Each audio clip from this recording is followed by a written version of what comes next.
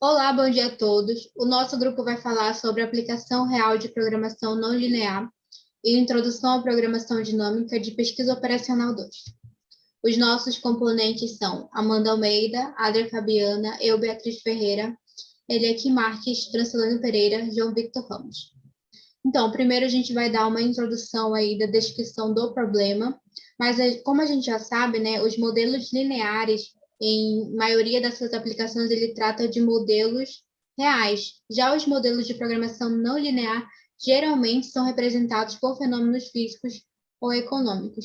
Então, aí na questão fala sobre a indústria eletrônica, que ela se encontra em uma posição de baixa expressividade, né? Apesar de concentrar alguma das maiores empresas de eletrônicos na América Latina. E a gente tem um quadro, né, mostrando o indicador dessa indústria com faturamento dela e mostra que em 2015 ela perdeu aí menos 4%. Já que a gente está falando em milhões, essa é uma perda razoável. Então, por que isso está acontecendo, né? De acordo com os autores, a falta de gestão nos processos produtivos vinculados à manufatura de PCI provoca perdas de tempo com retrabalhos e problemas com os produtos, né? Então, aí a programação não linear vai ter que responder. São duas questões que os modelos de programação não linear têm que responder para a empresa. O primeiro é como reduzir os retrabalhos na produção de placas de circuitos impressos. E a segunda é como garantir o ajuste ideal da máquina de soldagem por onda. A gente vai investigar nessa empresa o processo produtivo dela, que, como vocês podem ver, começa com a inserção de componentes, tem velocidade, fluxo, temperatura, soldagem e, por último, teste e inspeção. Também isso é investigado a soldagem por onda, que é um processo automatizado no qual os componentes são soldados em uma placa de circuito impresso, o PCI. Como vocês podem ver abaixo, a gente tem a imagem também da máquina que ela é investigada nesse processo. E aí a gente vai responder problemas como qual seria a temperatura ideal, né, para a gente ter uma placa de PCI sem defeitos. Então, a gente tem vários problemas detectados nessa empresa, como, por exemplo, excesso de solda nos lados inferiores dos terminais, excesso de solda abaixo do encapsulamento, solda em formação de filetes, excesso de solda em ambos os lados e excesso de fluxo de solda. Bom dia, me chamo Amanda e irei dar continuidade à apresentação. Nessa primeira etapa do estudo, foi utilizado o diagrama de Ishikawa, que é conhecido também como espinha de peixe, para verificar quais são as variáveis X que deveriam ser examinadas para reduzir ou eliminar esses tipos de defeitos no processo produtivo da empresa. Após aplicarmos o diagrama de Ishikawa, chegamos nessas variáveis de controle, onde x1 refere-se à velocidade da esteira em metros por minuto, x2 representa a temperatura de pré-aquecimento em graus Celsius, x3 é a zona de cura, x4 a zona de refusão. Essas são as 4 variáveis a serem investigadas. A variável resposta é tentar minimizar a quantidade de peças reprovadas nesse sistema produtivo. A situação atual da empresa encontra-se em uma situação bem crítica, onde esses eram os ajustes utilizados pela empresa, cada X, e um dia passou 6 PCIs. O Y2 representa as peças defeituosas e nesse dia obtiveram 100% de peças retrabalhadas. E em nenhum momento nessa condição de 1.6, 30, 140 e 160 dessas variáveis X tiveram peças boas.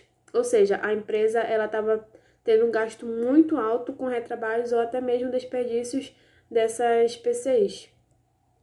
Aqui está um recorte da amostra utilizada, onde cada linha dessa representa uma condição investigada, que representa as peças boas.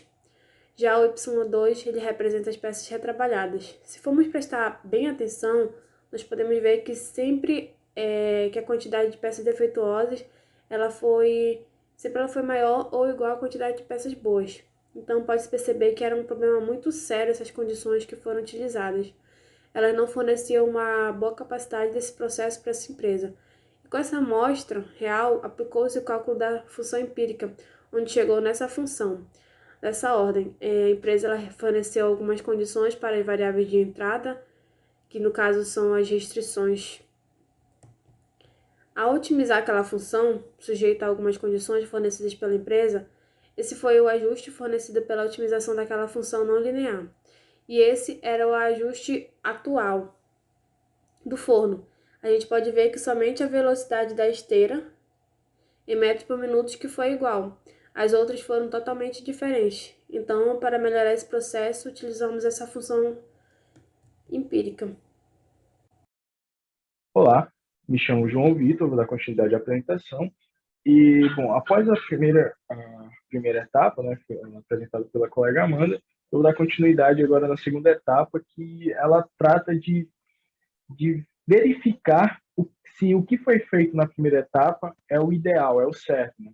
E, para isso, a gente desenvolve o segundo questionamento, que seria como garantir o ajuste ideal da máquina de soldagem por onda.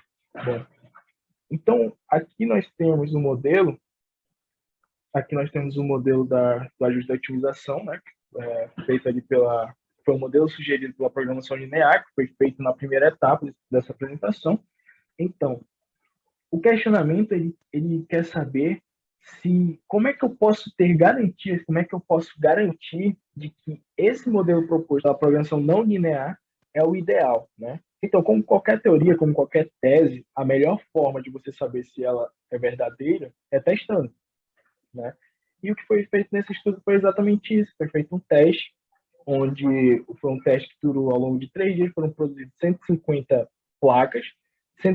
placas por dia, né? Então aqui nós temos uma tabela que representa o que aconteceu durante esse teste, onde nós temos aqui no primeiro dia, né, usando os parâmetros que foram otimizados, que foram achados na programação não linear, o valor de 1,6 metros por minuto na esteira, de 75 graus no X2, 180 no X3 e 230 no X4. Né? E o nosso Y1 e Y2, o Y representa a quantidade de peças produzidas que saíram de forma correta, de forma boa, e Y2 representa a quantidade de peças que saíram de formas ruins, que precisariam de um retrabalho para poderem funcionar. Certo? Então, seguindo esses parâmetros, nós podemos ver que no primeiro dia de teste, a quantidade de peças boas foi de 47 e a quantidade de peças ruins foram de 3. No segundo dia, seguindo também os mesmos parâmetros do modelo sugerido pela programação linear, nós temos aqui 44 peças boas e 6 peças ruins. No terceiro dia, a mesma coisa, nós temos 46 peças boas e 4 peças ruins, totalizando aí 137 peças boas e 13 peças ruins. Bom, então nós podemos ver aqui que um saldo de 150 peças, 137 saíram boas e 13 saíram ruins, certo? Ah, mas eu ainda estou com dúvidas se esse modelo sugerido pela programação não linear é o modelo ideal para mim fazer a produção das minhas placas, né? Então, de que forma eu posso fazer para ter garantias de que esse modelo funciona, né? De que ele é superior às outras formas de produção, de outros parâmetros da produção dessas placas. Então, a gente pode fazer uma comparação, né?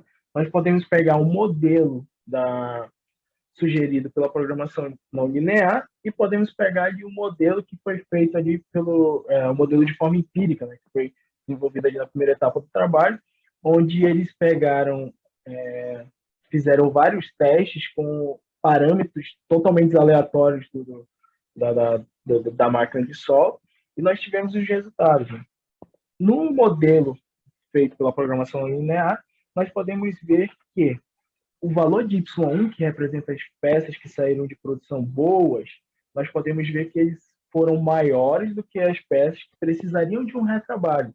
No primeiro teste, por exemplo, nós vemos que de 50 peças 50 peças produzidas, 47 saíram boas e 3 saíram ruins, né? Precisariam de um retrabalho. No terceiro dia, 46 peças ficaram boas, 46 peças ficaram boas e 4 peças ficaram ruins, certo? Então, se nós pegarmos aqui o modelo desenvolvido de forma empírica, nós veremos que em todas as ocasiões dos testes, Y1 foi inferior ao Y2, né? Isso quer dizer o quê? Que em todos os momentos do modelo empírico, as peças produzidas, as peças produzidas de forma ruim, que precisariam de um retrabalho, foram superiores às peças que foram produzidas de forma correta. Né? No modelo empírico, nós podemos ver que, em dados momentos, por exemplo, aqui no teste 4, nós podemos ver que a quantidade de peças produzidas boas é zero. Isso quer dizer que de 100% das peças que passaram por essa produção nos parâmetros do teste 4, nós podemos ver ali que todas elas saíram de forma ruim. Né? Então, nós podemos concluir, fazendo uma análise desses dois modelos, nós podemos concluir que a forma mais ideal de operar da máquina de solda seria o modelo ali, feito ali, sugerido pela programação não linear, porque nós conseguimos ver que todos os do total das peças, a quantidade de peças que precisariam de retrabalho é menor e a quantidade de peças boas é superior à quantidade de peças que precisariam de retrabalho. Tá? Então é isso. Então, pessoal, continuando a apresentação, agora nós vamos tratar de outro tema, que é a programação dinâmica. Nós vamos tratar alguns conceitos iniciais, algumas características e aplicações dessa programação. A programação dinâmica é uma técnica utilizada para modelar e resolver problemas de otimização. Ela possui diversas aplicações, dentre as quais nós podemos citar a logística, o planejamento de produção, a gestão financeira, o processo produtivo em si, os sistemas que envolvem o processo produtivo. Então, são diversas aplicações dessa técnica. A principal característica da programação dinâmica é pegar um grande problema e quebrar em problemas menores. E esses problemas menores, por sua vez, também podem ser quebrados em problemas menores ainda. Então, isso ajuda a simplificar a solução de cada problema e a sequência de utilização, de resolução desses problemas vai nos trazer uma solução final. Bom, para isso nós temos algumas definições a serem tratadas com relação à programação dinâmica. Primeiramente, nós temos o estágio, que é um ponto de decisão, uma decomposição do sistema. Então, à medida que você quebra o problema em problemas menores, você vai estar gerando outros estágios. O estado, que tem a ver com a situação de um estágio, situação em que ele se encontra. E a decisão é uma ação que consegue transformar o estado de um sistema.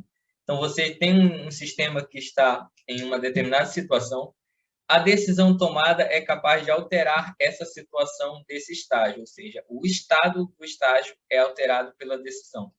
E, por fim, nós temos o conceito de política, que para essa questão é definida como uma sequência de decisões em cada estágio.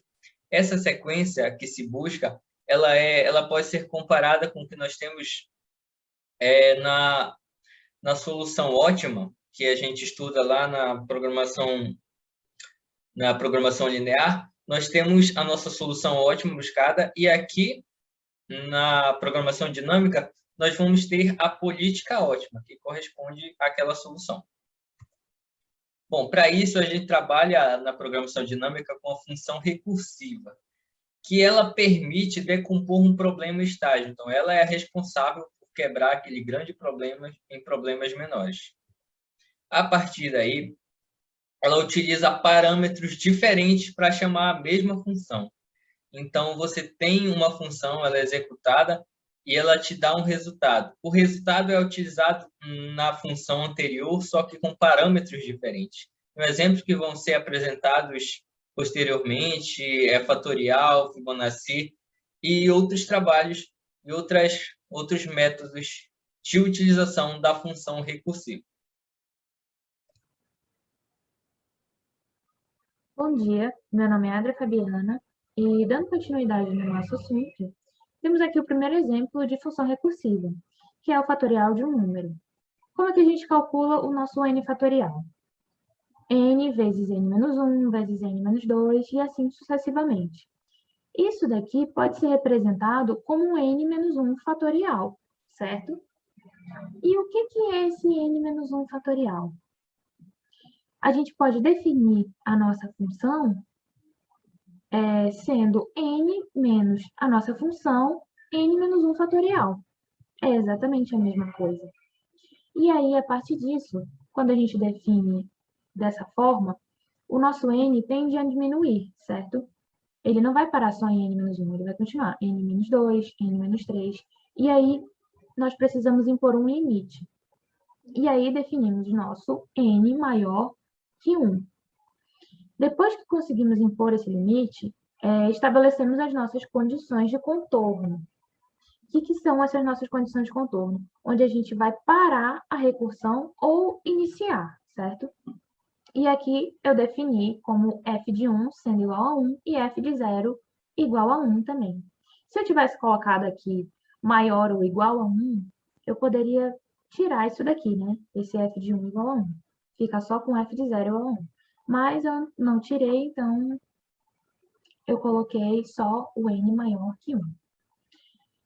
Dadas essas condições, conseguimos escrever dessa forma a nossa função. Calcular dessa forma o nosso fatorial. Se o meu n ele for menor ou igual a 1, deixando bem claro que aqui eu não estou considerando os números negativos, só o 0 e 1,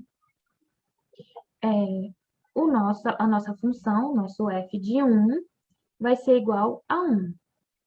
Caso contrário, caso ele seja maior que 1, né, ele vai seguir essa nossa função recursiva, que é o n vezes f de n menos 1, definido lá atrás.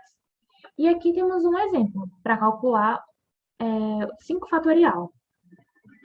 Vamos começar com a nossa condição de contorno, certo? Nosso f de 1 vai ser igual a 1, ele se encaixa na nossa primeira condição. E o nosso f de 2? Ele já se encaixa no caso contrário. Então, eu vou escrever a nossa formulazinha substituindo o valor do n. Fica 2 vezes o nosso f de 1, que já foi calculado aqui em cima, né? E aí, fica 2 vezes 1, 2. E aí, seguimos. Nosso f de 3 vai ser igual a 3 vezes o nosso f de 2, que foi calculado aqui em cima. Então, substituímos o 2 e fica 3 vezes 2 igual a 6.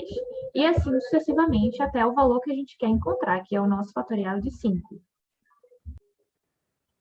Aqui temos mais um exemplo de função recursiva, que é a sequência de Fibonacci. Para quem não lembra, a sequência de Fibonacci é o seguinte, se você pegar qualquer elemento aqui da sequência, ele vai ser a soma dos dois anteriores. Aqui nesse caso, 2 mais 3 vai ser igual a 5. 13 mais 21 vai ser igual a 34.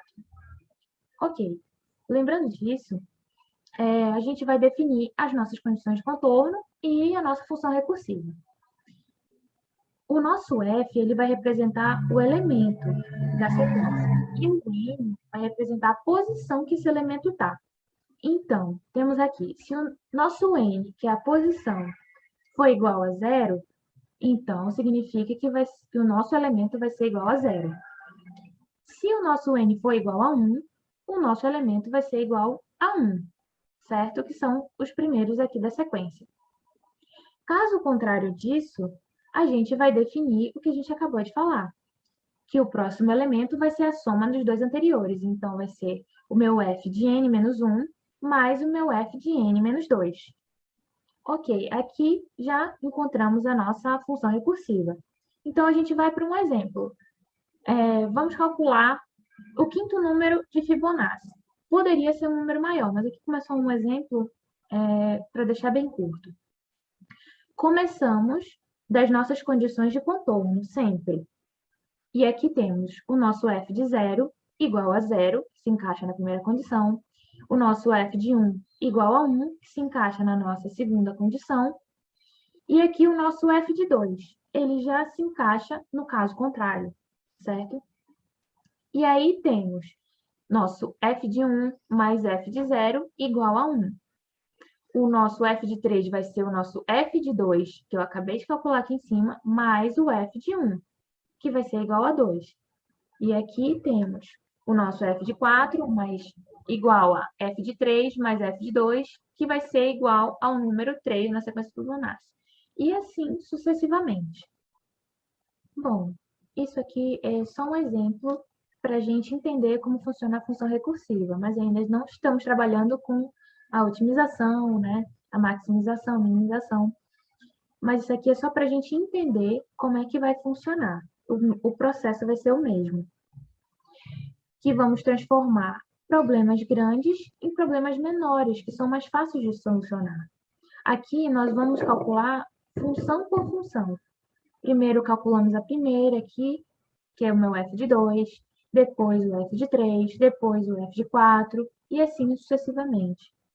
Essa é a maior intenção dessa função recursiva, simplificar e evitar os recálculos, né? Que a gente perca tempo refazendo tudo. Bom dia, professor. Bom dia a todos. Dando prosseguimento aqui no nosso trabalho, vou falar a respeito do caminho mínimo. Bom, o que é o caminho mínimo? O problema do caminho mínimo é achar o caminho mais curto, né? Ou seja, ele consiste em encontrar o melhor caminho através de dois nós. Assim, resolver esse problema significa determinar o caminho mais curto entre os dois nós, ou também com custo mínimo, ou com menor tempo de viagem.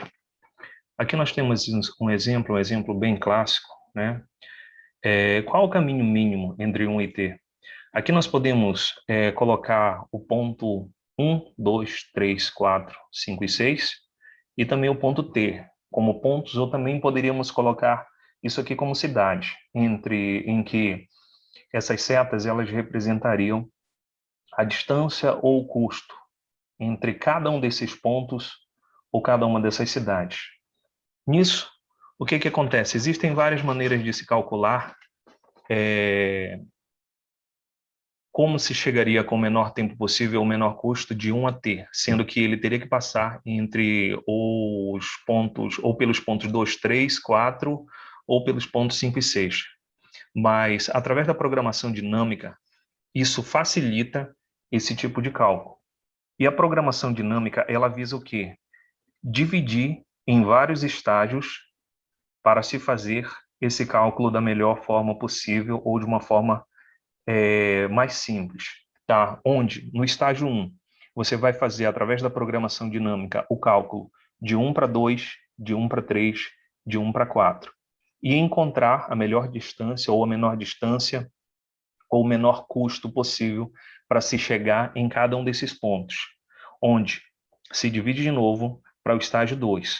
Uma vez que você consegue encontrar o menor tempo disponível ou menor valor para se chegar no ponto 2, 3 ou 4, você consegue distinguir qual seria a melhor forma de se chegar no ponto 5, se é do 2, do 3 ou do 4.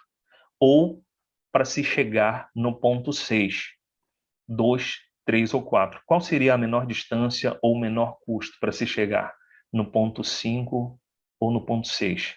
Dessa forma, ao saber qual é a melhor maneira de se chegar no ponto 5 ou no ponto 6, nós também podemos definir qual seria a melhor maneira de se chegar no ponto T, onde, uma vez que nós tomamos a decisão anterior de se chegar no ponto 2, 3 ou 4, ou no ponto 5 ou no ponto 6, nós conseguimos encontrar um menor caminho ou um melhor caminho com um custo mínimo ou uma distância mínima para se chegar aqui no ponto T. Ok? Qual seria? 1 para 2, 2 para 6, do 6 para T? Não sei. Nesse sentido, se faz necessário usar a programação dinâmica para calcular cada um desses pontos.